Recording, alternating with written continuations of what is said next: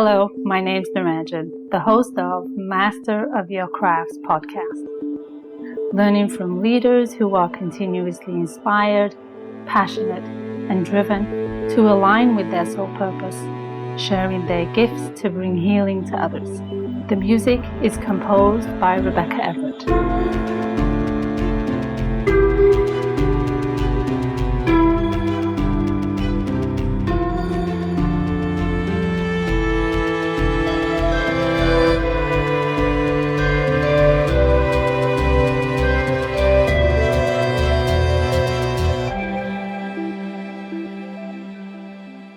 Today is episode number 80, and I'll be talking to Dr. Danny Brassell, a highly sought-after speaker, trainer, and coach known as Jim Carrey with a Ph.D.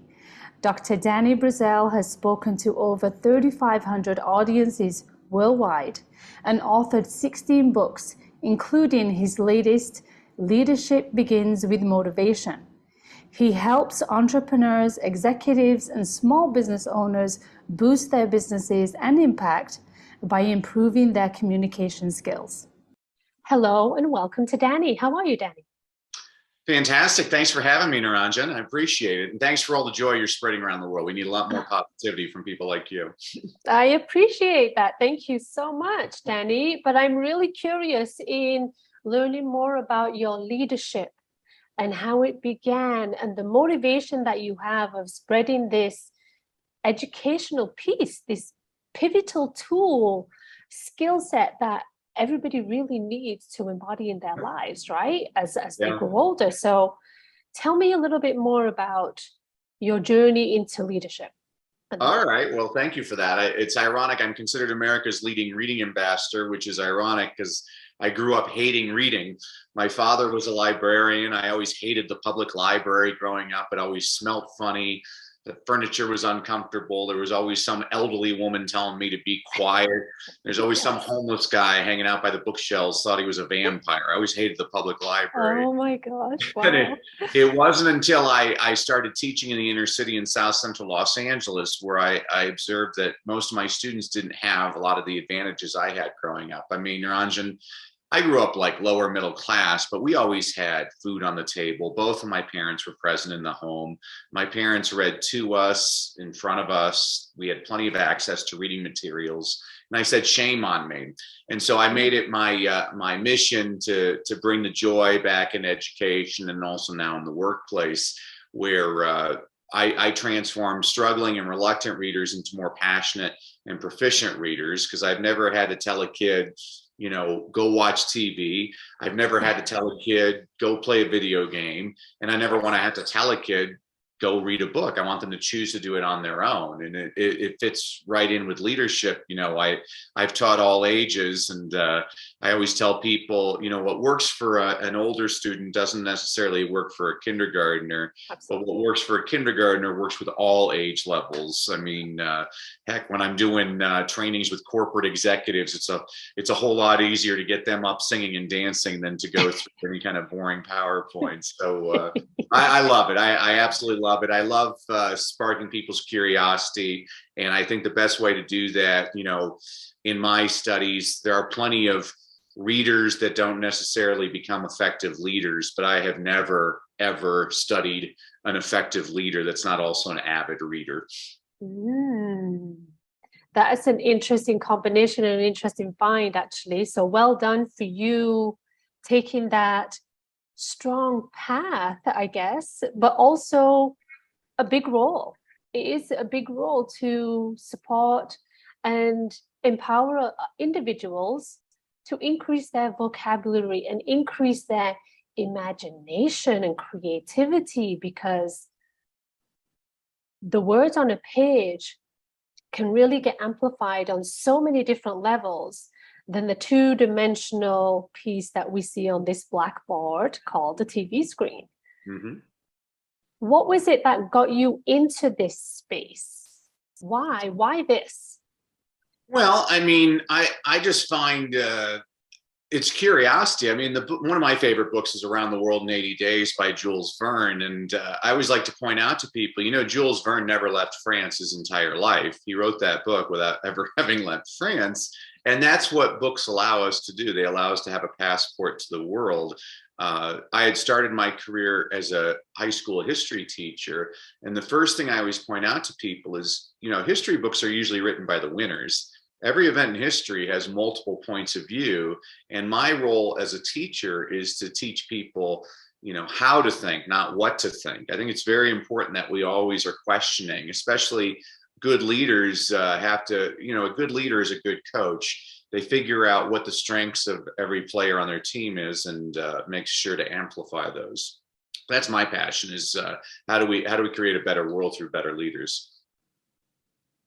It's so important how such, I want to say, standard, critical aspect of our beingness, reading and imagination and creativity can get such a bad rap, right? It can get such a bad rap within ourselves. I mean, I wasn't an avid reader as a child at all. And I know some adults even resist it today. And that internal dialogue has a huge influence on who they are and how they move through the world. So was that what nudged you for you in seeing that in the students that you were teaching?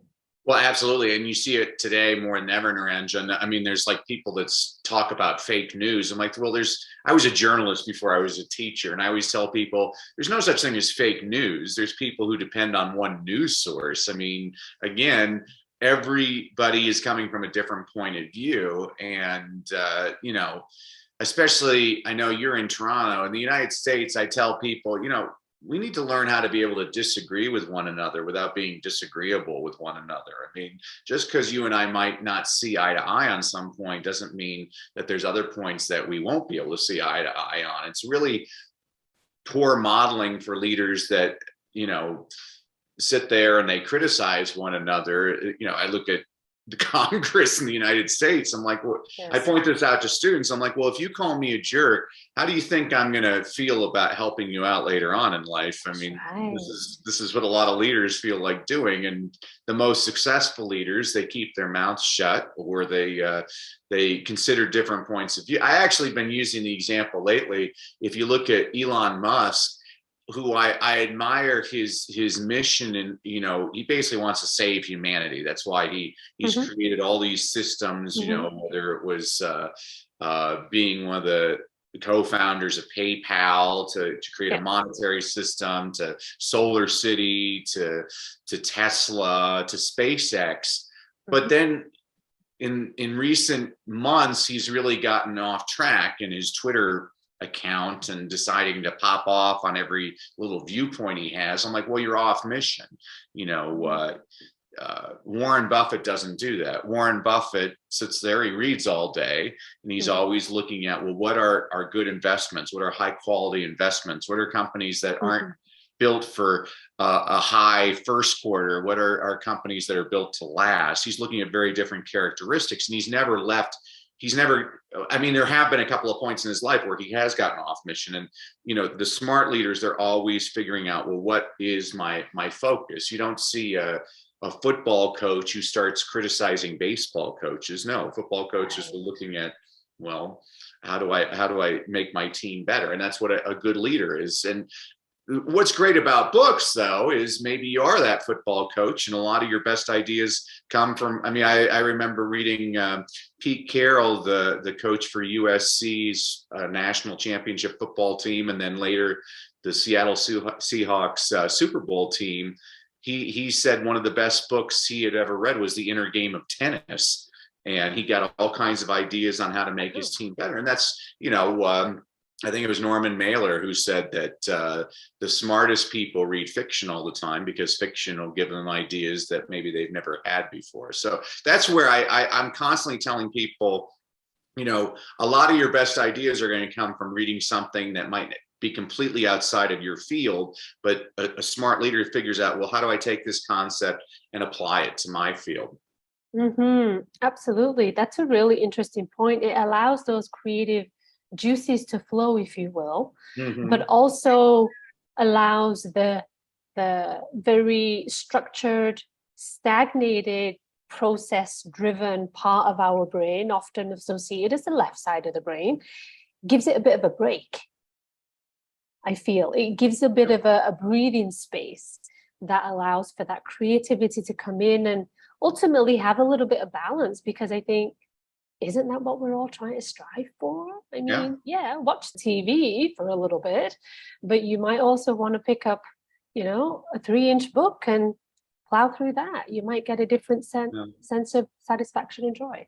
Well, there's something you had said earlier that caught my attention, because you'll talked about how there's a lot of adults that don't necessarily like to read, and that always breaks my heart, because that shows me they didn't have good teachers growing up. Because a good Yeah. teacher's job is to really spark curiosity.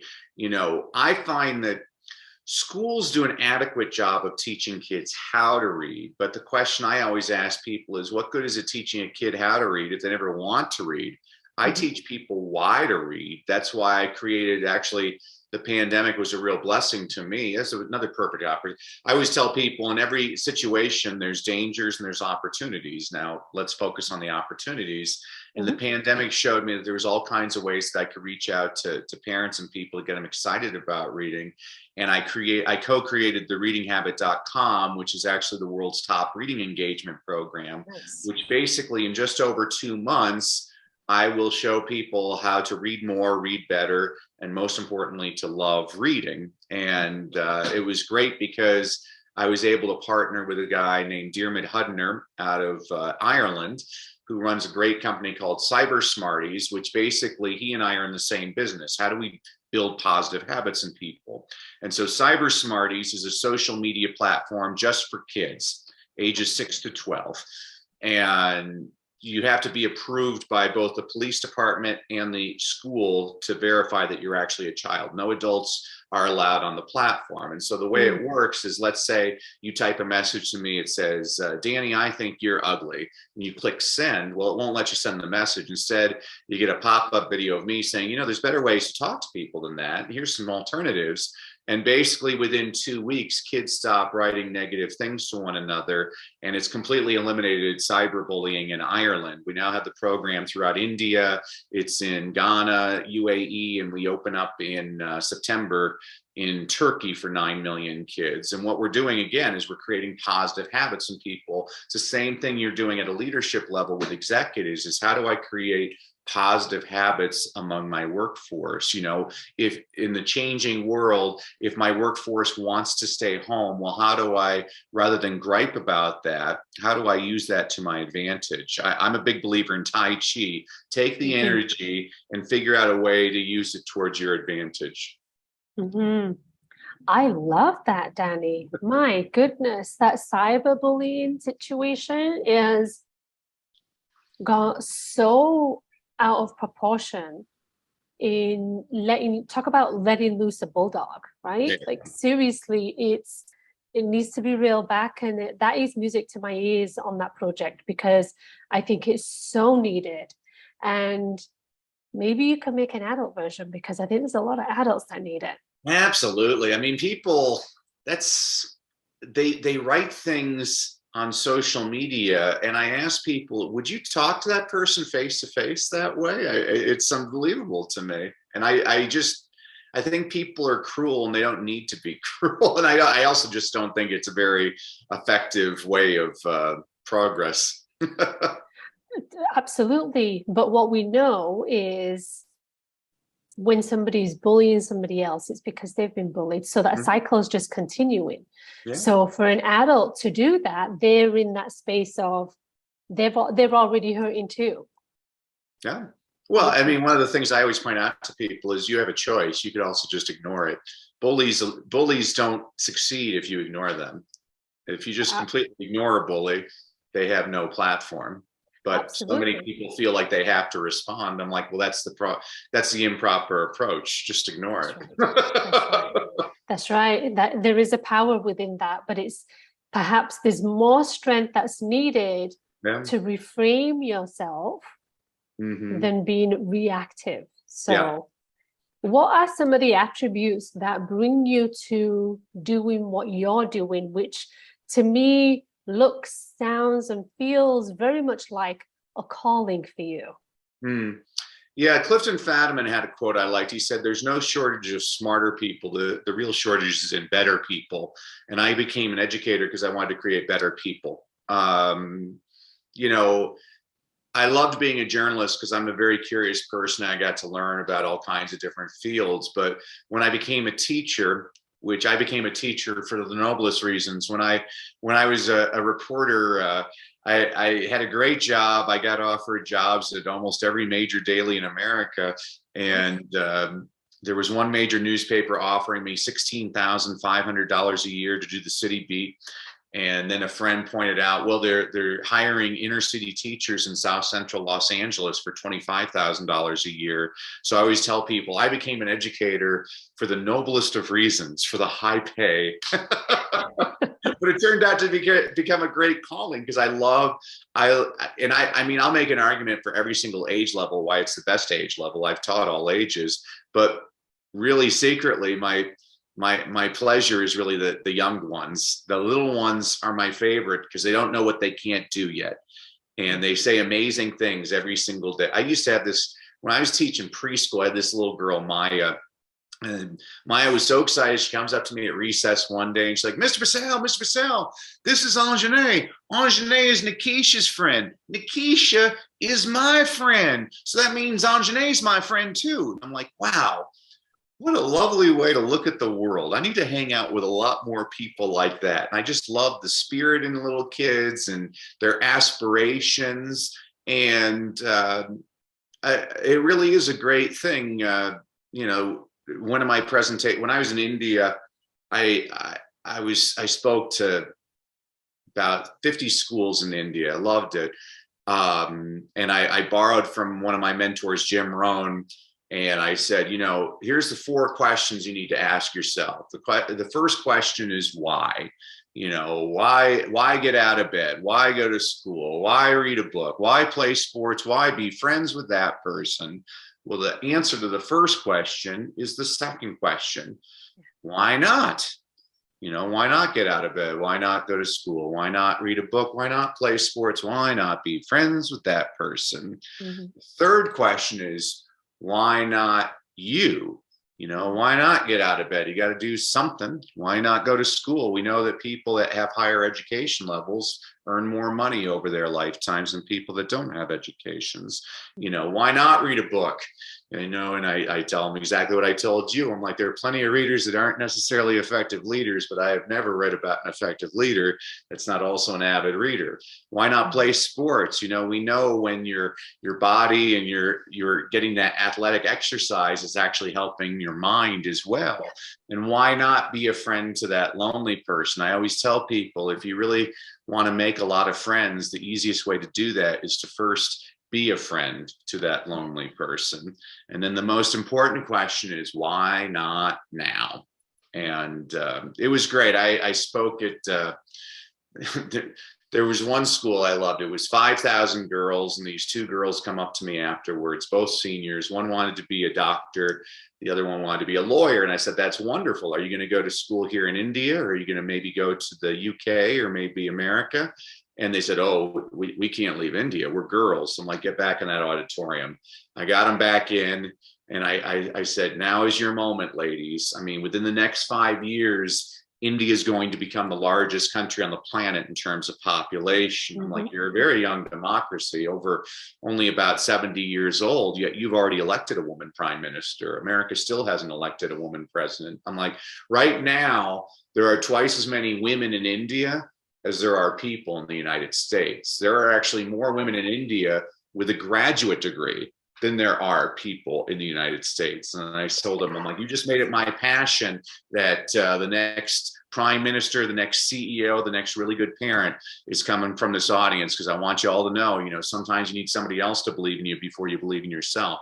I believe in all of you. You know, I love that, because, and that's the power in Ranjan, because you never know how like a flippant comment from you can affect another human being. And I always tell Absolutely. people it takes just as much energy to say a positive comment than it does to make a negative. Why don't you be the light instead of the darkness? Why don't you be Ben Kenobi instead of Darth Vader? Let's make the world a little bit better place. I think that's our purpose. What a beautiful story, Danny. Really, I mean, the influence that you're having on individuals, gender, race, equality, challenging their own belief systems is really quite powerful. As an Indian woman, born and raised in Britain, I think it's really interesting to hear that story, not only from the lineage, my ancestral lineage coming from India. My mom was from India and my dad. So it's really interesting to hear that, but also recognize the strides that you're making and the influence that you're having on these women there. And perhaps a little surprised, but not really that surprised that that dialogue actually happened in today's climate, because there's always a pocket somewhere that feel that there is less. Yeah, well, and Niranjan, all of us have to still learn. I'm constantly learning. Among my many duties, I'm a visiting distinguished professor at the American University in Cairo. Say that 5 times fast. Oh my goodness. And wow. right before the pandemic, I was in Cairo for a month, and I always like to speak to schools. And so one of the schools I spoke at was an Islamic school. And so I was doing a parent training at 2 p.m. 400 parents showed up, and it was like the Muslim Brotherhood. All the guys had the long beards and all the women were wearing burqas. And we were talking like you and I are talking right now. And I said to myself, shame on me. I had a whole bunch of preconceptions as a Christian guy speaking to an Islamic audience. And it turned out to be my dream audience, Niranjan. I started off my presentation. I said, well, I was reading this book the other day.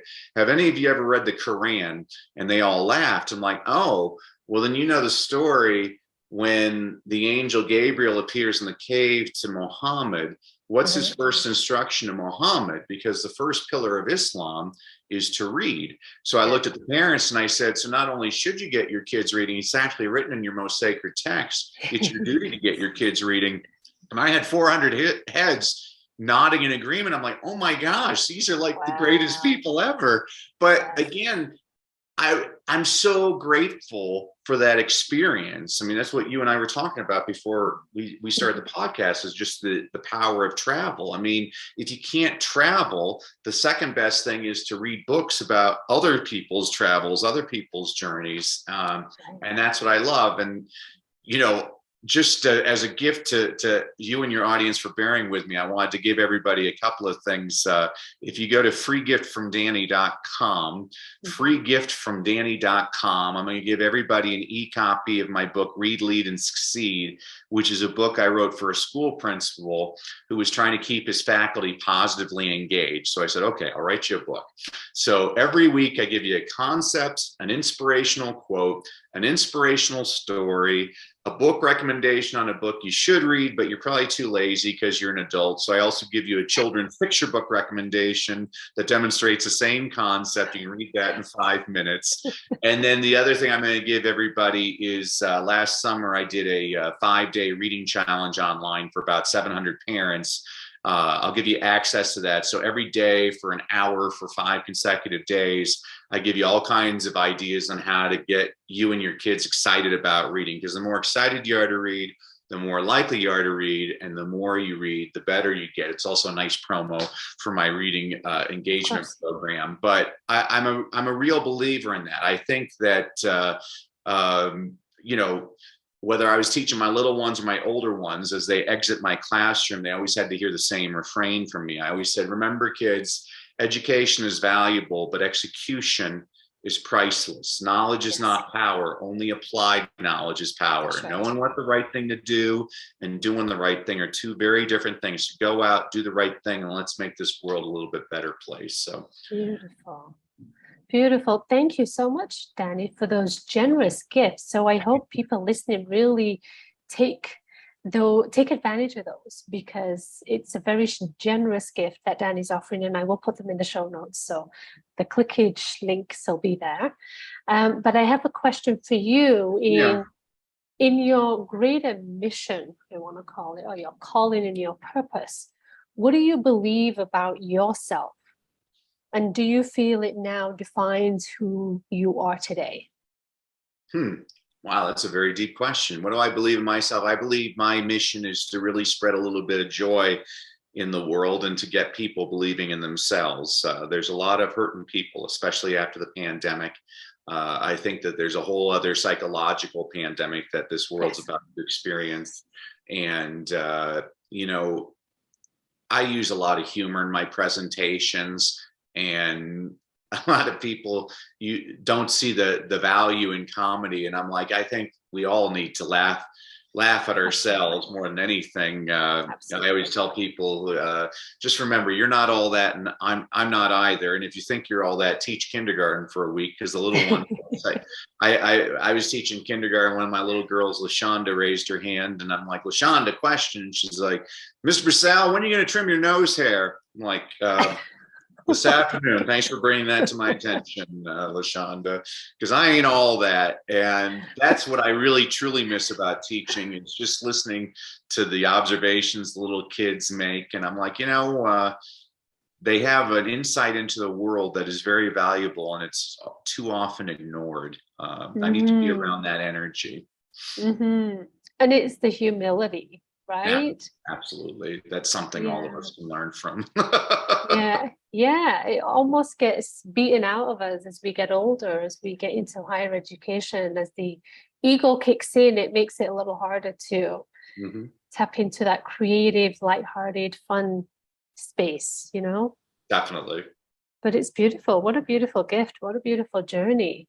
I So love hopefully that. that answered your question. I don't know if it Absolutely. Absolutely. Yes. Yes. Yes. Yes. So, what's next for you? I know you're a very busy man, hopping from one city, from one event, from one engagement to another, Mhm. with lots of collaborations under your belt too. So, congratulations on those Thank you. too. Yeah, what's next for you?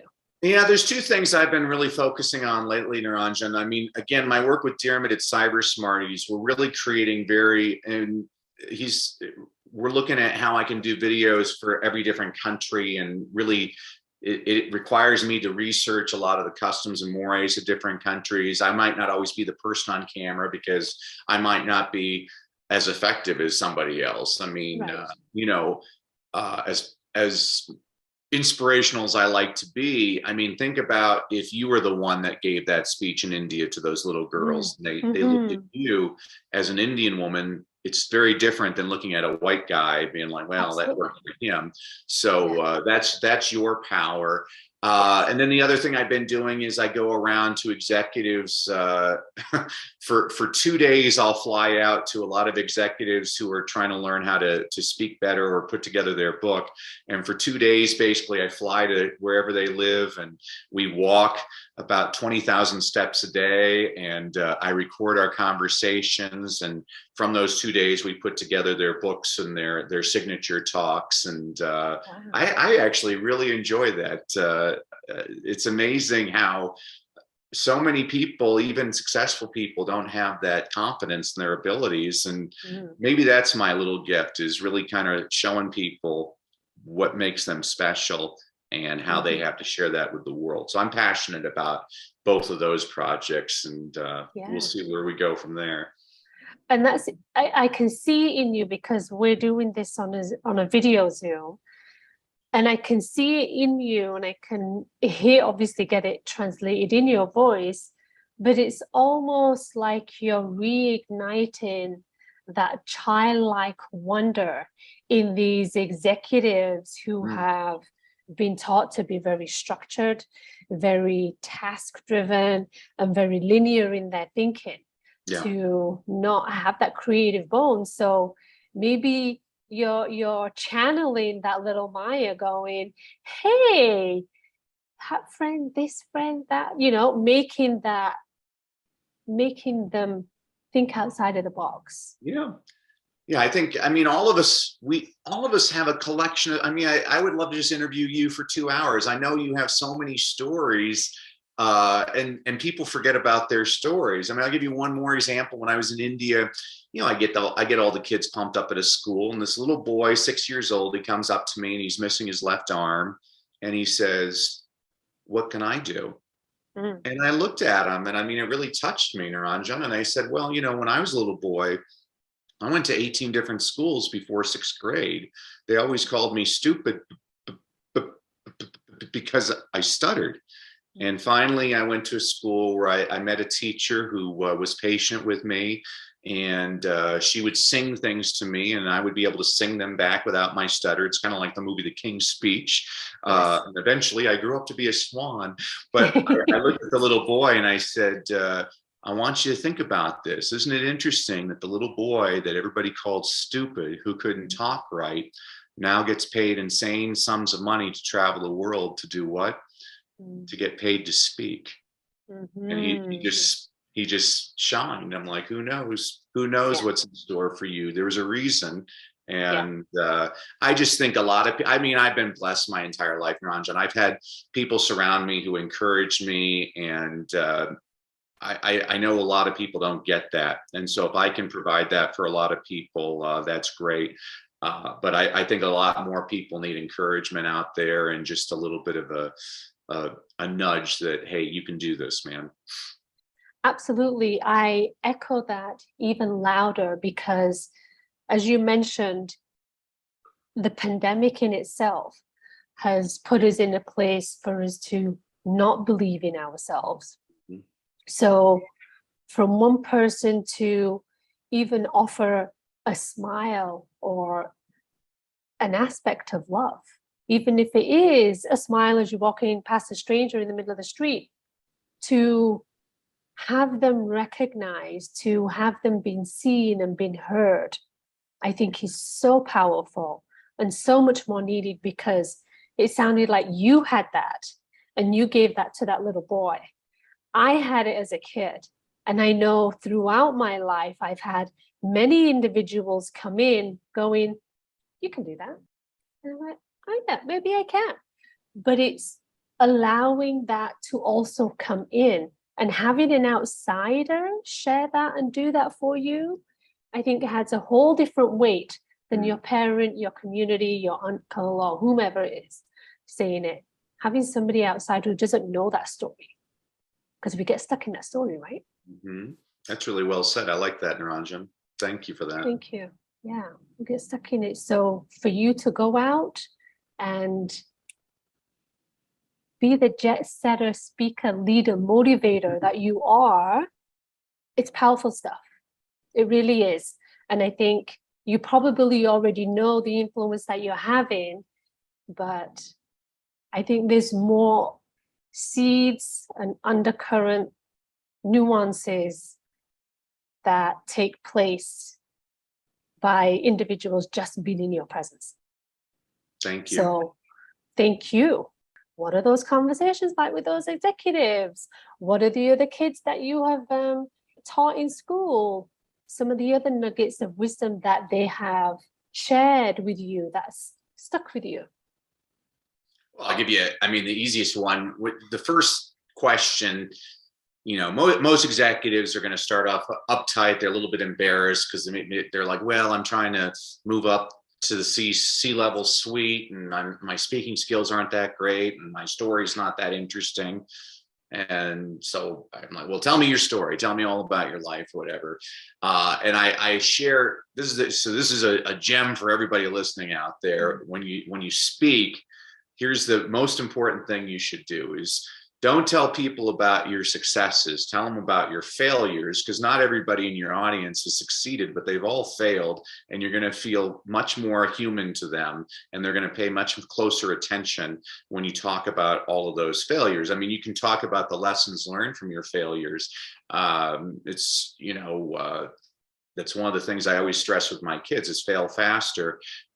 When I'll talk to a corporate audience, I say, what's the opposite of success? And they always say failure. I'm like, no, it's not. To succeed, you have to fail a lot. The opposite of success is not trying or quitting. You know, the example I always give is Babe Ruth, the baseball player for the New York Yankees. hit 60 home runs in a single season, an amazing feat, a record that stood over 30 years in Major League Baseball. Most people conveniently forget he also led the league in strikeouts the same year with 89.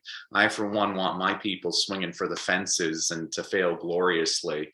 And I've always said that the best companies, they follow that model. You're going to be innovative if you're willing to fail Yes. magnificently. Absolutely. Absolutely.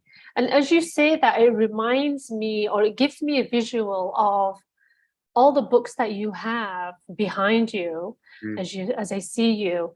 And every failure is almost like another creative idea wrapped up in the pages of these beautiful things called books. Mm-hmm. So, because it's ultimately a different perspective, it's a different experience, it's a different vantage point. And I see that as you've just read a shelf full of books, Mm-hmm. which give you different perspectives. Each one of them, to a certain degree, have contributed to a failure for you to get to where you are. So, yeah, and it's not for us to judge. I mean, there's the book I'm writing right now is interesting. The last book I wrote was called Leadership Begins with Motivation. And after I wrote it, I was reading it, and completely unintentionally, I'm like, oh my gosh, most of the examples I give in this book are of white male Americans. And so that was unintentional. And so the book I'm writing right now focuses primarily on female, minorities, and international examples. And there's this story I have of these two women. They were both choreographers, Agnes and Martha. And Agnes has just opened her third play on Broadway, and it's doing pretty well with the public, but the critics have panned it. And she's going to just totally get rid of the play. She's like, this is not working. And Martha says, no, Agnes, it's not for you to decide if your work is good or not. You know, it's for others to decide. But I can assure you, Agnes, that, you know, there's only one you. There's only going to be one you. There's only ever been one you. And if you don't produce this play, the world will lose it forever. And so Agnes kept the play on Broadway. So Martha, her friend, was Martha Graham, who's the mother of modern dance. She wound up winning the Kennedy Center Honors and the Presidential Medal of Freedom, highest honor an American civilian can have.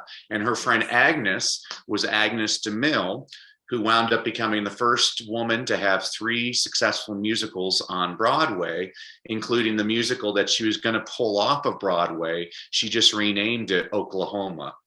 oh And my goodness. I love that story. And then there's another story I have about this Italian guy, and he's writing his buddy. I think his buddy's name was Giuseppe. And he's like, Giuseppe, my back is killing me. My ass hurts. I've been sniffing fumes all day. I'm going crazy. This has been the biggest waste of my time for the last 3 years. Alas, Giuseppe, I am not a painter. I am a sculptor. And it's signed Michelangelo just after he had painted the Sistine Chapel. Right. Yes. Yes. So there's hope for all of us. Absolutely. Absolutely. But it kind of just emanates that point of we see the light in others that they often don't see within themselves. Absolutely. I mean, and that's when you had addressed this with the pandemic. I mean, I'm seeing suicide rates going up, and it just, that bothers me so much because one of my friends and mentors, Les Browney, has a great line about that. He said, suicide is a permanent solution to a temporary problem. And I wish more people would think about that. You know, a lot of times, I mean, it's just a cycle in life.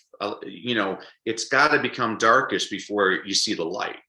Yeah. And I know a lot of people are going through a lot, but I mean, keep on pushing through, because we cannot lose you. I mean, I used to have one of the things my middle schoolers, I had them do an essay, and it was about why they were important. And this one girl who she had done time in the juvenile detention facility, and all of her other teachers had given up on her.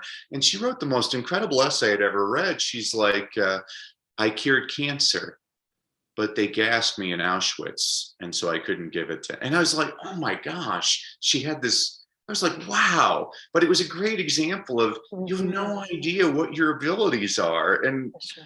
I mean, all you have to do, I mean, you got me on India because India is one of the most fascinating places on the planet to me. It has so many different cultures. But the reason I went to India is ever since I was a little boy, I've been fascinated with Gandhi. I saw the movie Gandhi. I must be the nerdiest kid ever. I must have watched Gandhi 50 times because of all the train scenes. I'm like, I have to see this country.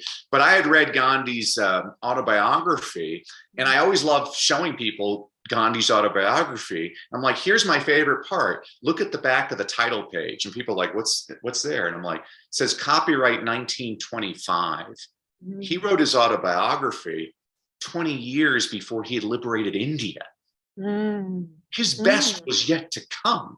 Mhm. I mean, that's the amazing thing.